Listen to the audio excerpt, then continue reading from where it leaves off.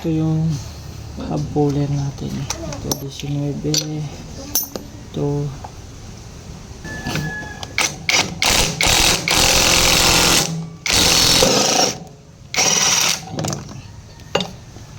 pud na nga ang brake shoe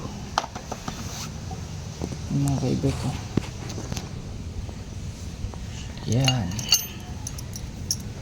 wala na yung brake shoe nila ma'am. 9 months na to, natuklap yung brake shoe.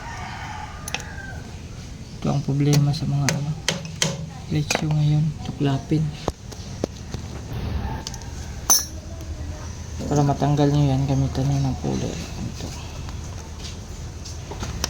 lalagay natin sa yellow basket natin. Order lang kayo dyan guys, sa mga technician dyan or sa mahilig mag DIY.